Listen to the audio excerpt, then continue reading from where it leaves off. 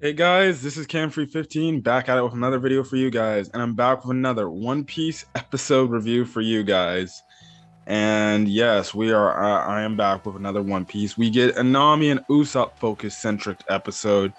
Um, I actually did enjoy this episode. I really did. Definitely goes to show you the fact that Nami has 100% loyalty to Luffy, which obviously I definitely like that because obviously Nami is one of the first people who met Luffy and was just enamored with him. I was like, even though he's a pirate and I don't like him, he seems like he's cool enough, and everything. But I definitely did like that. So let's talk about it. Let's talk about it. Anyways, let's go on. So the episode essentially starts off where we last left off, where the whole fact of it's just Nami and Usopp just running away from Ulti in page one. But before that happens, let's talk about the other plot line going on. We already know that essentially Scratchman Apoo is running away from everybody because he has the vial, the antidote to save everybody. And essentially the thing is, he's running away, and Zoro and frickin' X Drake come up on and attack him. And they're like, "Give us the damn antidote right now," and everything. And obviously Zoro's like, "I freaking hate you guys. I swear I hate you. I hate guys like you." And obviously Pooh's like, "Well, I can say the same thing. I hate guys like you too."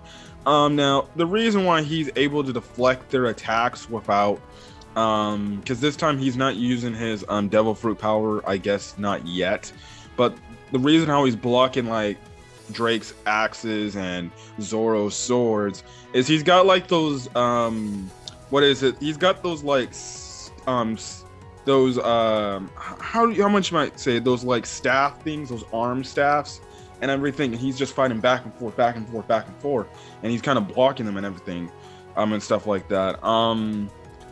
So yeah, clearly there's like lightning given off by them and stuff like that, which means that they're using hockey in their attacks and stuff like that. So yeah, but that's kind of where it goes on there. I totally forgot at the start of the episode we actually pick up the fight with Big Mom and Marco, and essentially Marco's actually holding his own, man. He's holding his own. Like, it gets to the point where frickin' Big Mom's like, "Prometheus, I need you."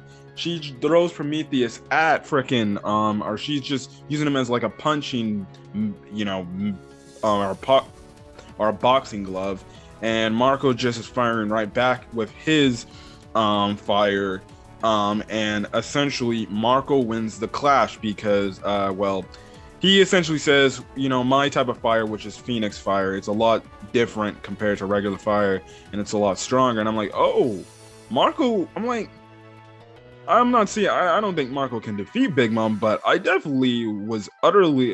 And I'm definitely like he could hold her back, but I was at the same time knowing me. I'm like, I'm shocked. Like he's actually doing this to Big Mom. Like he's actually trying to somewhat making Big Mom actually kind of work to beat him. But you know, even though I don't think Marco is Emperor levels of threats, he's still a pretty damn strong character.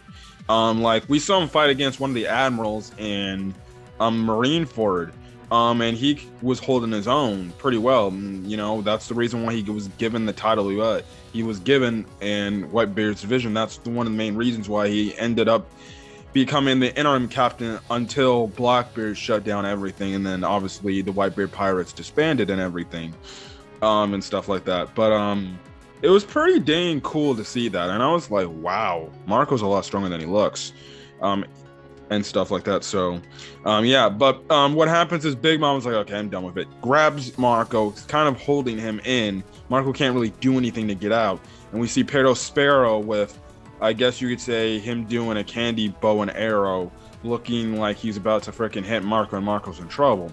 But we know that Wanda and Carrot are on the side looking at this all happening, and from what we see in the next episode preview, it seems like Carrot might start to get involved, and stuff like that, which will probably lead to them saving Marco.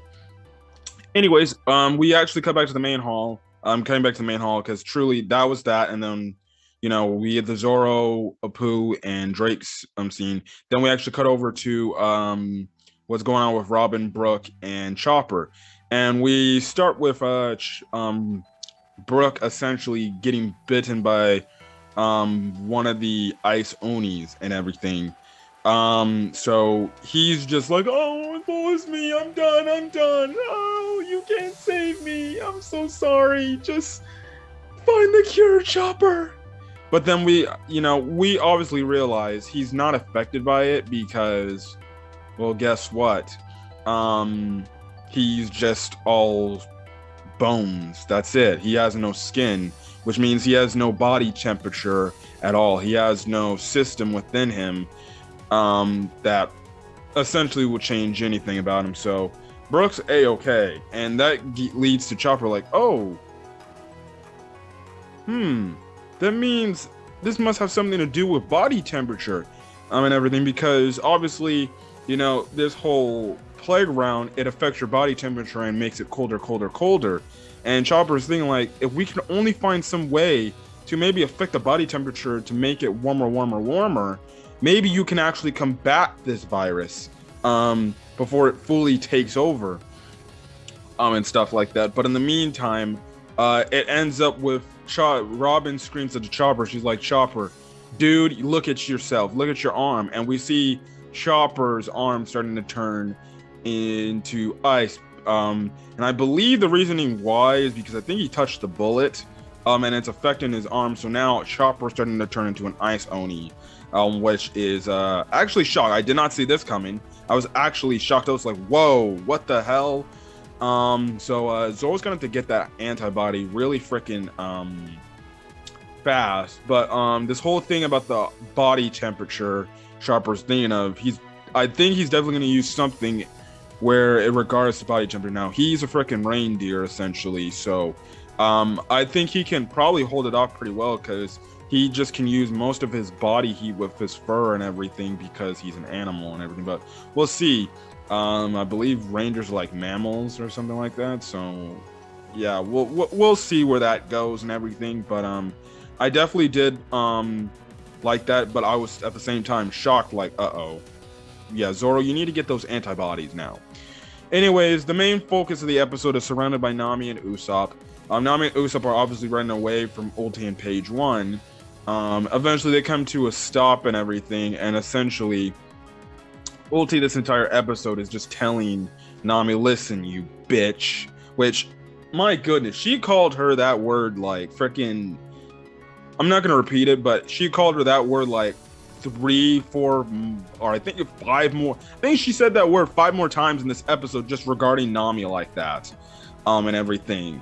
I'm like, wow, jeez. I'm like, and mind you, these are not fan subs. These are the official Crunchyroll subs, and I'm like, wow. I didn't know we were just using derogatory terms like this. No, personally, if you ask me, if this was real life, if One Piece was real, yes, pirates probably be using derogatory terms like that, to be honest. Let's be real. So I do like the realism in that. And it's going to be very interesting whenever this gets dubbed, because another One Piece anime in terms of the dub is like on the come up again and everything. I wonder if they're gonna keep that and they're gonna have whoever voice acts Ulti literally call Nami the B word, and stuff like that. Now, the reasoning why Ulti's like, listen, I'll let you guys off on the hook. Just say this. Admit that your captain was wrong with saying he's going to be the king of the pirates, because there's going to only be one king of the pirates, and that's Kaido. And I did not like how he told me that he was going to be the king of the pirates. I honestly hated him for that. So you might as well tell you might as well admit it now and say your captain's not going to be king of the pirates. But obviously Usopp and Nami are like, what do you know? We believe he's gonna be king of the pirates. Please get out of here. And then Usopp does the typical thing where he's hiding behind Nami and he's calling Ulti names and everything. And Ulti thinks it's actually Nami saying that, but freaking it's really Usopp. And it's like, and he's like, oh my god. And Nami's all pissed off. She's like, oh, why are you doing this again, you idiot? And Ulti's like, Oh, you're going to die. So they start chasing. Eventually, what happens? They end up splitting up. Page one follows Usopp. Ulti follows Nami. Nami eventually gets to this area where they end up both hiding in the same area. Nami's hiding away, and Ulti's like, "Come on out, you itch! Come on out! I just need you to hear those words say, you're not your captain. Guess what? Is not gonna be king of the pirates." But eventually, what happens is Ulti finds Nami, hits the area where Nami is at. Nami takes some damage. She goes down. We get some booty shots by Nami. It isn't a One Piece episode if you don't get booty shots. There were some pretty damn close-up booty shots of Nami. I'm not gonna lie. But anyways, I digress. What happens is Usopp's in the background. He uses like a Green Star Shuriken attack. It has no effect on Ulti, and Ulti's like, really? That's the best you can freaking do. Usopp's doing some more things and everything. He does the attack he did on page one that kind of knocked him out for a bit. That doesn't affect Ulti, and Ulti's like, you think that's going to work and everything? But before Usopp even showed up, Ulti's like, listen, admit you were wrong about your captain, and I won't have to do this to you. And obviously, Nami's like, yeah, right. She blows her back with her her climb attack. But this only presses off Ulti even more because she's like, all right, you did it now. She jumps up, she freaking does her headbutt attack, hockeys up her head, mind you, and just hits Nami right then on there. Now we saw her do this to Luffy. Luffy was holding his own for a bit, but eventually even Luffy got blown back a bit because of Ulti's headbutt attacks. But mind you, we know Nami is just essentially a regular person, no devil fruit, and she doesn't even know a lick about hockey. And this girl literally takes a hockeyed up headbutt crashing from the sky from Ulti, full contact. I'm like, how is Nami gets blown back? Her head is gashed open, bleeding, and I'm like, how is Nami still alive, bro? How is she still alive? I'm like, okay. I'm like, look, I haven't seen Nami this entire series. I'm like, this has to be the most damage she's ever taken in any fight.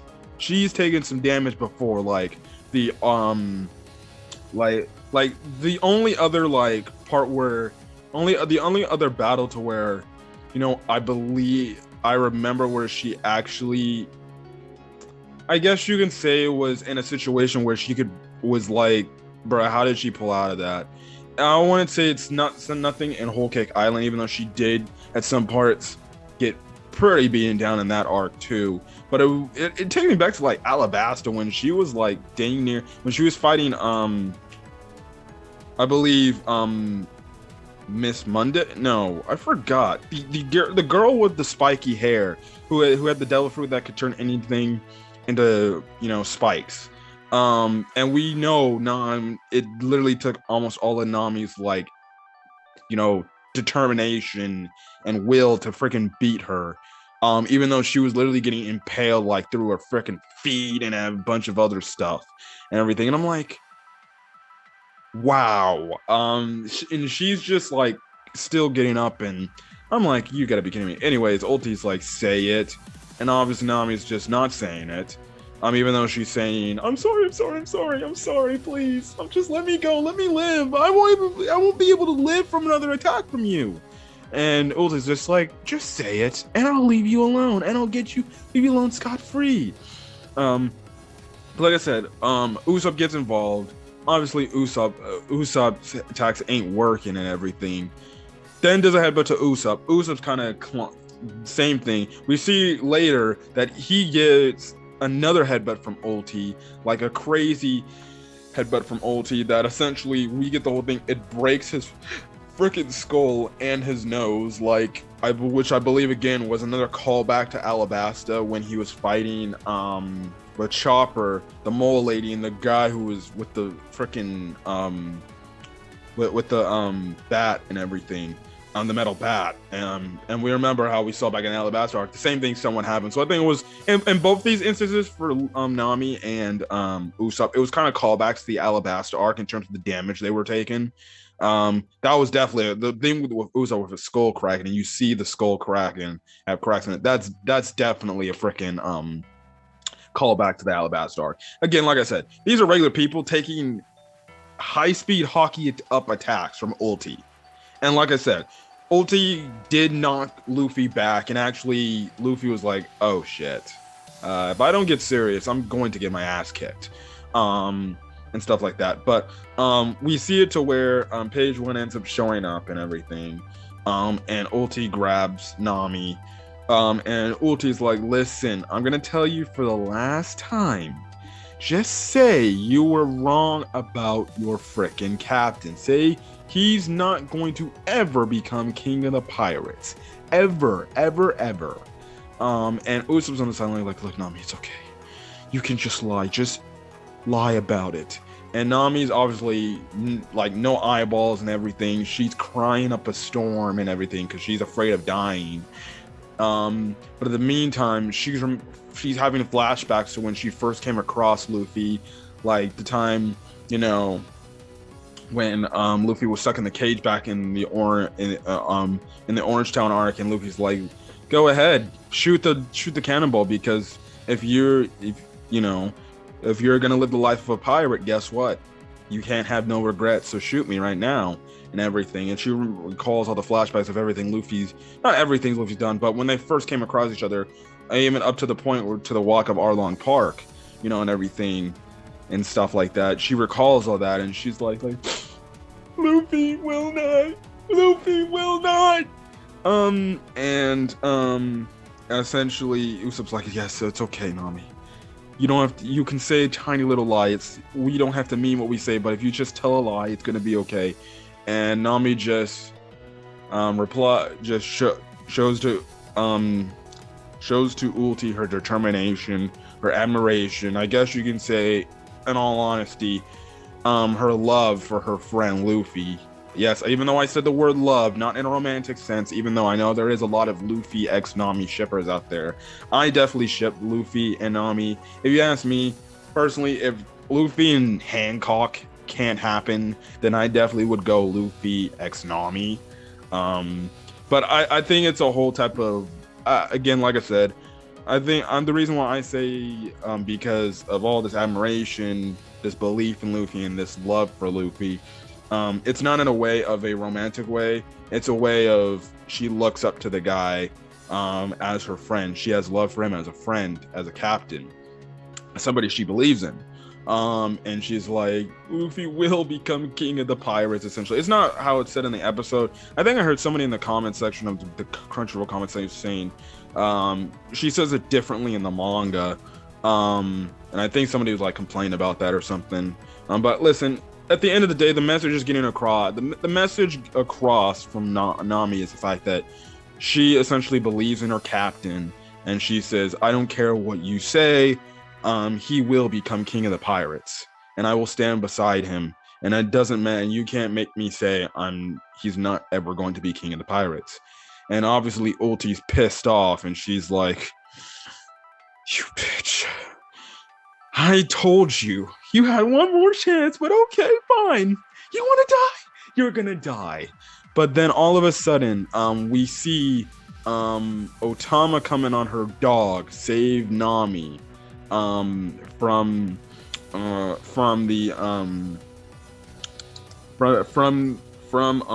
Ulti, save Nami from Ulti's clutches, and Otama's there, and they're all shocked that they're there, that Otama's there. How the hell Otama got there, I have no idea. That's we're gonna have to find out next week. So yeah. Also forgot to mention, Usopp did use the freaking green star thing, the I guess you could say the piranha plant one, that's supposed to like disintegrate things, and it wasn't disintegrating Ulti at all. I thought we were gonna get like some sort of scene, because we saw how it disintegrated through the walls. The saliva of this piranha plant was disintegrating the walls, the wooden walls. I'm like, wait, are they gonna do it to where it's disintegrating Ulti's clothes and she's gonna be damn near almost half naked? Of course, that'd be so fan servicey, but no, we don't get that. And it was funny because she gets out of there. She grabs on the page. She's like, "Baby, it's so disgusting. It's so scary and everything." And page one is like, "Bro, get off me! You're nasty. You're gross. You're slimy and disgusting. Get the fuck off me!" Which I was dying because I just love the page one ulti interactions. They're just hilarious, so funny. Yes, Otama saves Nami again. I love this episode. This episode was great. I just love the fact that, see, if the Usopp show, he would have lied, but I love the fact how when they did it, focused on Nami ultimately is backing Luffy no matter what.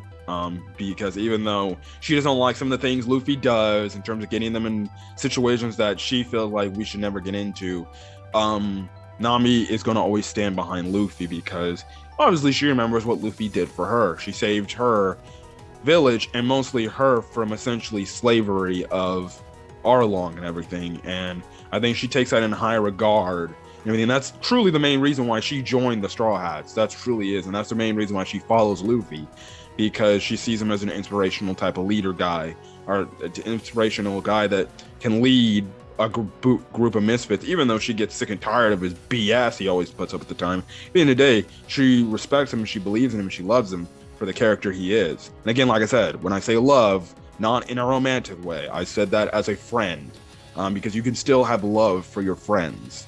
Anyways, I like this episode. I enjoyed it. Can't wait for more One Piece. There was actually an episode of One Piece that actually had a lot of fucking content in it. I'm not gonna fucking lie. I know the last few episodes, they kind of been slow paced and everything because it's somewhat near the manga in terms of chapters. But this episode had a lot of content in it. I felt like it got what it was for a One Piece episode. So yeah, I don't know, how much of a chapter they adapted. I'm gonna have to listen to like Attacking 101 and listen to his chapter review based on this episode. Let's see, was this like a full-on chapter, like one full-on chapter, or was this just like a half of a chapter? But we'll see. Anyways, if you guys like the video, leave a like, put in the comment section your thoughts on this week's episode of One Piece. Again, do not post spoilers for what happens next in the storyline, since I'm an anime only and I don't want to be ruined for what happens next, as well as hit the subscribe button if you want to get more One Piece content, as well as any other content I upload to the channel. But other than that, guys, I'm gonna get out of here. Hopefully you guys have a great rest of your day or night. I'm checking out this video. Until then, guys, catch you guys later. Peace.